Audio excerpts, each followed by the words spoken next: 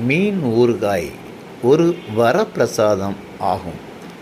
நாகர்கோயில்காரங்க மீன் அதிகமாக சாப்பிட்டு வளர்ந்தவங்க.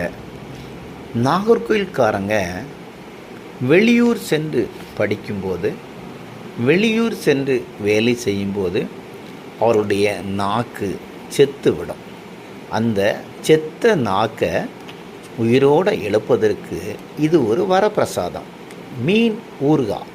இந்த மீன் ஊறுகாய் நெய்மீன் சூறையில் கன்னியாகுமரி மாவட்டத்தில் உள்ள முட்டம், கோவளம், கடியப்பட்டணம், குளச்சல் போன்ற பகுதியில் அதிகமாக கிடைக்கிற நெய்மீன் சூறையை வாங்கி நன்றாக கழுவி அதை முள் இல்லாமல் சிறிது சிறிதாக வெட்டி அதை நல்லெண்ணெய் கொண்டு பொரித்து நல்லெண்ணெயில் தயாரிக்கிறோம்.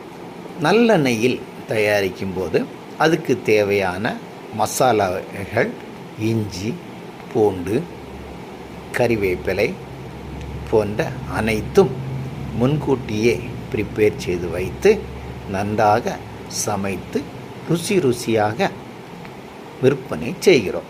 இதில் விற்பனை செய்வதற்கு சுத்தமான செக்கு நல்லெண்ணெய், அதாவது வல்லாரை பிராண்டுடைய நல்லெண்ணெய் தான்.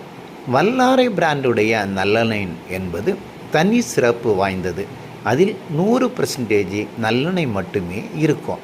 தேவையில்லாத எந்த கலப்படமான எண்ணெயும் அந்த வல்லாரை நல்லெண்ணெயில் சேராது. எனவே வல்லாரை நல்லெண்ணெய் மூலமாக தான் செக்கு எண்ணெயை கொண்டு மீன் ஊறுகாய் தயாரித்து விற்கிறோம்.